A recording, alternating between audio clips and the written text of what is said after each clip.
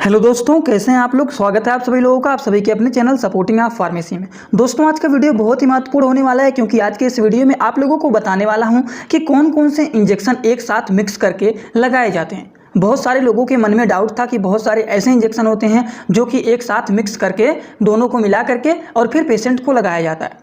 तो कौन कौन से ऐसे इंजेक्शन होते हैं जो कि एक साथ मिक्स करके लगाए जाते हैं, उसके बारे में पूरी की पूरी जानकारी आप लोगों को इस वीडियो में देने वाला हूं। तो आप लोग इस वीडियो को पूरा देखना। अगर आप प्रैक्टिस करने वाले मेडिकल के छात्र हैं तो आपके लिए ये वीडियो बहुत ही इंपॉर्टेंट होने वाला है। अगर आप लोग इसको लिखना चाहते हैं तो भी लिख सकते हैं। अगर नहीं भी लिखना चाहते हैं, अगर कुछ चीज़ें आपको इंपॉर्टेंट लगता है तो आप लोग वीडियो को रोक करके उसका स्क्रीनशॉट भी ले सकते हैं। चलिए दोस्तों, स्टार्ट करते हैं। समझेंगे एकदम आसान भाषा में। पूरे वीडियो को जरूर देखना। स्टार्ट करने से पहले एक बात और बता देता हूँ, सपोर्टिंग ऑफ फार्मेसी के इस चैनल पर ये सारी जो वीडियो बनाया जाता है केवल और केवल मेडिकल के छात्रों के जानकारी के लिए ही बनाया जाता है। तो कोई भी दवा इस्तेमाल करने से पहले एक बार डॉक्टर का सलाह आप लोग जरूर ले लेना। ठीक, चलिए स्टार्ट करते हैं। हम लोग बात करेंगे आज के इस वीडियो में कि हमारा यही मेन टॉपिक है कि कौन कौन से इंजेक्शन आपस में दो इंजेक्शन को मिक्स करके लगाया जाता है। इन्हीं के बारे में पूरी की पूरी बात आप लोगों को इस वीडियो में बताऊंगा। देखिए, सबसे पहला जो इंजेक्शन है उसका नाम है रेनिटिडिन और मेटाक्लोप्रामाइड। ये दोनों इंजेक्शन को आपस में मिला करके लगाते हैं। अब किस लिए लगाते हैं, इनका क्या यूज होता है, उसको बताने से पहले एक बात और बता देता हूँ कि ये जो कॉम्बिनेशन मतलब ये दोनों इंजेक्शन को मिक्स करके लगाने के लिए जब तक डॉक्टर सलाह नहीं देते हैं तब तक आपको इसको नहीं लगाना है। जब डॉक्टर इसका सलाह देते हैं तभी आपको लगाना है। तो कोई भी दवा अपने से मत इस्तेमाल करिएगा। कोई भी इंजेक्शन हो, एक बार डॉक्टर का सलाह जरूर ले लेना। देखिए, जो इस्तेमाल किए जाते हैं इंजेक्शन वो है रेनिटिडिन और मेटाक्लोप्रामाइड। ये दोनों को आपस में मिला करके लगाया जाता है। अब किन चीज़ों को ठीक करने के लिए लगाया जाता है, इनका यूज क्या होता है, चलिए। जैसे कि मान लीजिए पेट में ज़्यादा गैस बन गया है, वोमिटिंग हो रहा है, डाइजेनेस हो गया है, मतलब चक्कर आ रहा है, साथ में सीने में बहुत तेजी से जलन हो रहा है, तो उन सारी चीज़ों को ठीक करने के लिए रेनिटिडिन और मेटाक्लोप्रामाइड इंजेक्शन को एक साथ मिक्स करके लगाया जाता है। थोड़ा सा आप जूम करके यहाँ पर देखेंगे तो ये जो हमारा इंजेक्शन है ये है रेनिटिडिन इंजेक्शन और ये जो दोस्तों इंजेक्शन है ये है क्या है, मेटाक्लोप्रामाइड इंजेक्शन, जो कि हमारा ये 5 mg का है। और यहाँ पर थोड़ा सा जूम करके और देखेंगे आप लोग तो यहाँ पर लिखा गया है USP। तो इसका मतलब क्या होता है, तो जो लोग हमारा वीडियो पुराना देख रहे हैं, पहले से देखते हुए आ रहे हैं, वो लोग वीडियो को भगा सकते हैं क्योंकि हम बताने जा रहे हैं कि USP का मतलब क्या होता है। क्योंकि पुराने लोगों को इन सब का मतलब पूरा डिटेल पता हो गया है, लेकिन जो लोग नए आए हैं, पहली बार इस वीडियो को देख रहे हैं, वो लोग भी इनके बारे में चलिए इस बारे में जान लें। देखिए, जो फार्माकोपिया होता है ये 3 कैटेगरी के होते हैं। एक हमारा होता है IP, दूसरा हमारा होता है BP और तीसरा हमारा होता है USP। जो लोग हमारा इस वीडियो को, जैसे मैं मेडिसिनल का ही वीडियो बनाता हूँ अपने चैनल पर, मेडिसिन का ही जानकारी देता हूँ, तो जो लोग हमारा वीडियो डेली देखते हैं उन्हें इन सब के बारे में पूरा डिटेल पता है। ठीक, तो वो लोग कहते हैं कि हर वीडियो में ये मत बताया करिए, लेकिन कभी कभी हर एक वीडियो में नए नए स्टूडेंट आ जाते हैं देखने के लिए, तो उनके लिए बताता हूँ कि फार्माकोपिया जो होता है 3 कैटेगरी के होते हैं। एक होता है IP, दूसरा होता है BP और तीसरा होता है USP। अगर किसी दवाओं के ऊपर IP लिखा गया है तो आप लोग समझ जाइएगा कि वो दवा हमारा इंडियन फार्माकोपिया का है। वहीं अगर किसी दवाओं के ऊपर BP लिखा गया है तो आप लोग समझ जाएंगे कि वो दवा हमारा ब्रिटिश फार्माकोपिया का है। और वहीं अगर किसी दवाओं के ऊपर USP लिखा गया है तो आप लोग तुरंत समझ जाएंगे कि ये दवा हमारा यूनाइटेड स्टेट फार्माकोपिया का है। तो जो लोग नए आए हैं, पहली बार इस वीडियो को देख रहे हैं, वो लोग ये बात नोट कर लेना कि IP का मतलब क्या होता है, BP का मतलब क्या होता है और USP का मतलब क्या होता है। अपने कॉपी में या फिर इसी वीडियो को स्क्रीनशॉट ले लीजिए। IP मतलब इंडियन फार्माकोपिया, BP मतलब ब्रिटिश फार्माकोपिया। ब्लड प्रेशर का दवा नहीं है, ब्रिटिश फार्माकोपिया लिखा गया है कि ये ब्रिटिश फार्माकोपिया का दवा है। वहीं अगर कहीं किसी दवाओं के ऊपर USP लिखा गया है तो इसका कोई और मतलब मत निकालिएगा। इसका मतलब यही है कि ये दवा हमारा यूनाइटेड स्टेट फार्माकोपिया का ये दवा है। ठीक, तो ये हमारा होता है IP, BP, USP। समझ गए आप लोग। तो ये पहली दवा हो गया जो कि दोनों को मिक्स करके ये इंजेक्शन लगाया जाता है पेशेंट को, रेनिटिडिन और मेटाक्लोप्रामाइड। और रेनिटिडिन और मेटाक्लोप्रामाइड को लगाया जाता है दोनों को आपस में मिला करके। क्यों लगाया जाता है, किसी को गैस बन गया है, वोमिटिंग हो रहा है, चक्कर आ रहा है, डाइजेनेस मतलब क्या होता है, चक्कर आना, ठीक, तथा सीने में अगर दर्द हो रहा है, सीने में जलन हो रहा है, तो उन सारी चीज़ों को ठीक करने के लिए ये दोनों को आपस में मिक्स करके क्या करते हैं, डॉक्टर लोग लगा देते हैं, जिससे पेशेंट को आराम मिलता है जल्दी से। अगला हम लोग बात करने जा रहे हैं एविल प्लस डेक्सोना। दूसरा इंजेक्शन जो होता है वो होता है एविल प्लस डेक्सोना। ये दोनों को आपस में मिक्स करके लगाया जाता है। देखिए, IP, BP, USP जो आप लोगों को बताएं उसका तीसरा वाला एग्जाम्पल तो यहाँ पर मिल गया है। USP मतलब ये जो इंजेक्शन है, कौन सा इंजेक्शन है, ये इंजेक्शन जो है ये हमारा यूनाइटेड स्टेट फार्माकोपिया का इंजेक्शन है। समझ गए आप लोग। अब आगे बात करते हैं। आगे हम लोग बात कर रहे हैं एविल और डेक्सोना का आपस में मिला करके इंजेक्शन को लगाते हैं। तो क्यों लगाया जाता है उसको जानने से पहले आप लोगों को ये बात बता देता हूँ कि ये जो हमारा डेक्सोना मेडिसिन है, इसका जो पूरा नाम होता है वो होता है डेक्सोमेथासोन सोडियम फॉस्फेट इंजेक्शन। और ये जो इंजेक्शन हमारा होता है ये हमारा IP लिखा गया है, मतलब ये इंजेक्शन जो है ये इंडियन फार्माकोपिया का इंजेक्शन है। समझ गए आप लोग। तो एविल और डेक्सोना को आपस में मिला करके लगाते हैं किस चीज को ठीक करने के लिए, किस बीमारी में एविल और डेक्सोना को लगाया जाता है। एविल और डेक्सोना को मिक्स करके लगाया जाता है अगर किसी को एलर्जी इमरजेंसी कंडीशन हो जाता है तो उन सारी केसेस में इन दोनों को आपस में मिक्स करके लगाया जाता है। किन दोनों को, एविल और डेक्सोना को।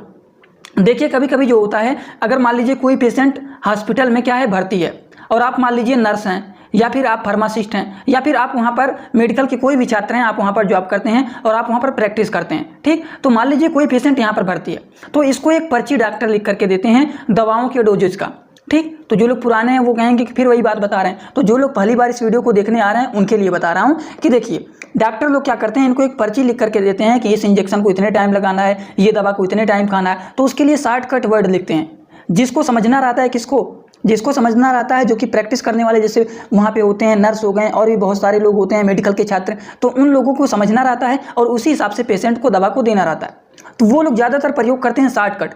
जैसे कोई दवा के सामने लिख देंगे OD, कोई भी दवा के सामने लिख देंगे BD, किसी भी दवा के सामने लिख देंगे TDS, ठीक। जो लोग इनके बारे में जानते हैं वीडियो को भगा भी सकते हैं। कमेंट मत करिएगा कि बार बार ये रिपीट करते हैं, इसीलिए बताता हूँ जिससे हर एक चीज़ आपकी जुबान पर याद हो जाए, ठीक। तो OD का मतलब क्या होता है, BD का मतलब क्या होता है, TDS का मतलब क्या होता है, और एक होता है QID।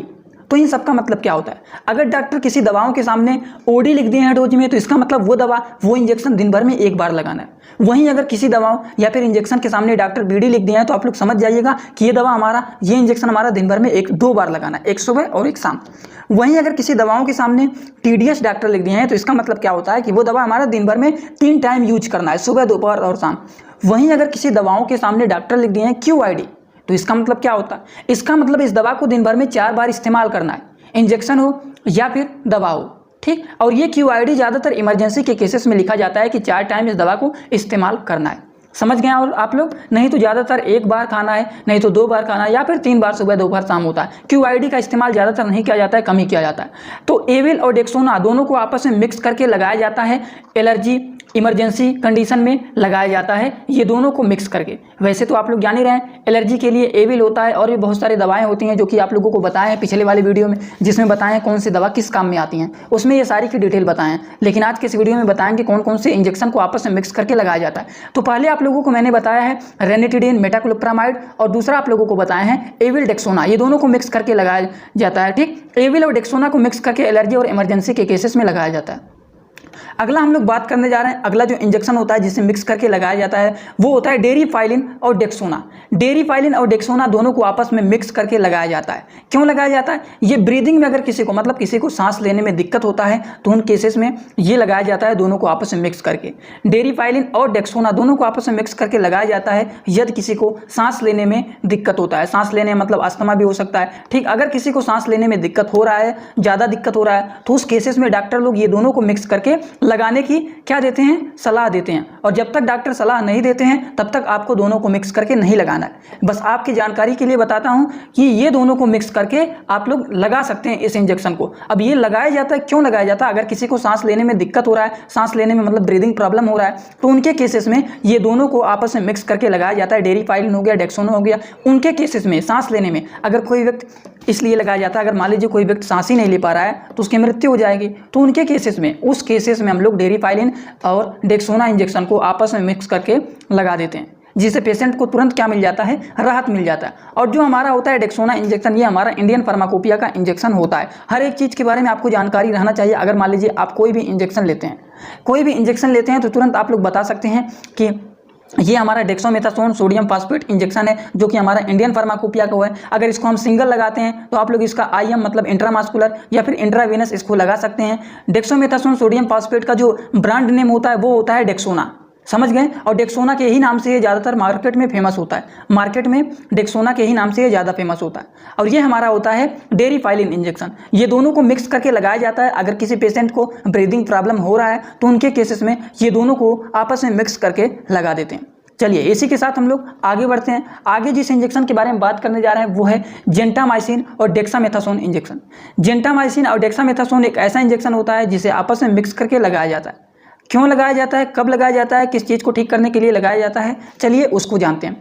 देखिए जेंटामाइसिन हो गया और डेक्सामेथासोन हो गया, इनको लगाया जाता है बैक्टीरियल इन्फेक्शन में। अगर किसी को बैक्टीरियल इन्फेक्शन हो जाता है तो उनके केसेस में हम लोग जेंटामाइसिन और डेक्सामेथासोन का इस्तेमाल करते हैं, दोनों को आपस में मिक्स करके लगाया जाता है। और देखिए हर इंजेक्शन के ऊपर लिखा रहता है कि कौन सा इंजेक्शन कितने mg का होता है। जैसे कि यहाँ पर देखिए लिखा गया है हमारा जो जेंटामाइसिन इंजेक्शन ये हमारा 40 mg का है, समझ गए। और जेंटामाइसिन इंजेक्शन को अगर आप लोग सिंपल केवल जेंटामाइसिन लगा रहे हैं तो इसका इस्तेमाल आप IM और IV कर सकते हैं। अगर दोनों को कॉम्बिनेशन में मिक्स करके लगाते हैं तो ज़्यादातर लगाया जाता है IV ही, ठीक। वैसे डॉक्टर आपको बताएंगे कि दोनों को कॉम्बिनेशन का किस तरीके से लगाना है, IV लगाना है कि IM लगाना है, ठीक। अगर सिंगल कोई भी इंजेक्शन लगाते हैं, जैसे मान लीजिए आप जेंटामाइसिन लगाने जा रहे हैं, तो जेंटामाइसिन लगाने जा रहे हैं, अब आप पूछते हैं कि जेंटामाइसिन IV लगाया जाता है कि IM लगाया जाता है।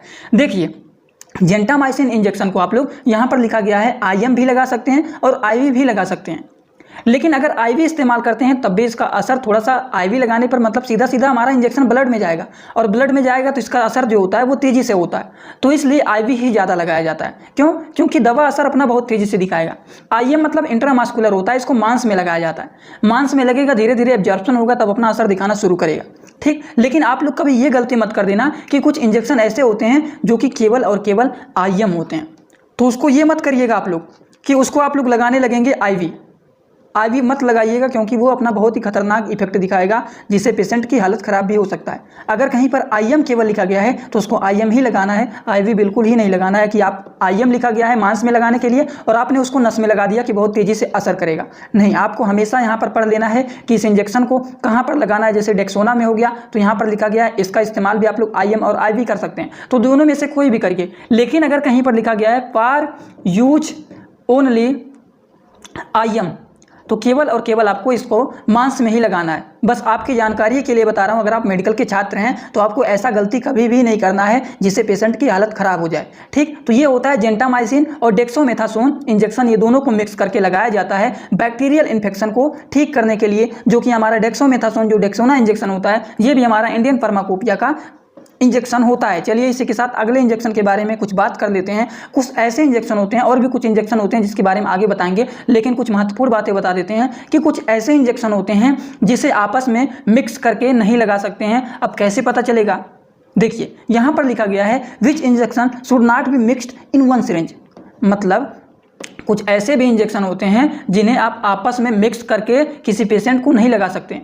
अब हमें कैसे पता चलेगा कि हमें वो इंजेक्शन नहीं लगाना है। देखिए जब दो इंजेक्शन को आपस में मिक्स करते हैं, जैसे मान लीजिए हम यहाँ पर कोई भी इंजेक्शन का ले लेते हैं एग्जाम्पल, जैसे मान लीजिए हम यहाँ पर इसी को ले लेते हैं, ज़्यादा इधर उधर नहीं जाते हैं। जैसे मान लीजिए जेंटामाइसिन इंजेक्शन हो गया और डेक्सोना हो गया, ठीक। पहले इसको समझ लेते हैं तब आपको बात समझ में आएगा। जब दो इंजेक्शन को आपस में मिक्स करते हैं, अगर ये सारे लक्षण जो नीचे लिखे गए हैं वो दिखते हैं तो आप उसको एक साथ कभी भी नहीं लगाएंगे। जैसे कि डीकलरेशन हो गया, चेंज विस्कोसिटी मतलब कलर चेंज हो जाना, डीकलरेशन का मतलब कलर चेंज हो जाना। अब मान लीजिए यहाँ पर मैंने आपको क्या बताया है, कौन सा इंजेक्शन है, जेंटामाइसिन प्लस डेक्सोना। छोटा कर देता हूँ थोड़ा सा तब आपको समझ में आएगा। देखिए यहाँ पर हो गया जेंटामाइसिन इंजेक्शन और यहाँ पर हो गया डेक्सोना, ये दो प्रकार के इंजेक्शन है। और दोनों इंजेक्शन को मान लीजिए हमने एक सिरिंज में मिलाया, अब कलर ही चेंज हो गया, या फिर उसका विस्कोसिटी ही चेंज हो गया, या फिर उसका प्रेसिपिटेशन ही चेंज हो गया, या फिर वो मिल्की सॉल्यूशन हो गया, दूध की तरह हो गया, या फिर वो सॉलिड हो गया, लिक्विड से सॉलिड बनने लग गया। तो उस तरह के इंजेक्शन को आपस में मिक्स करके एक साथ नहीं लगाना चाहिए। ये बातें आप लोगों को हमेशा ध्यान रखना है, जिसके लिए आपको इस वीडियो को रोक करके क्या करना है, इस वीडियो का स्क्रीनशॉट जरूर लेना पड़ेगा। क्यों? क्योंकि ये बहुत महत्वपूर्ण है।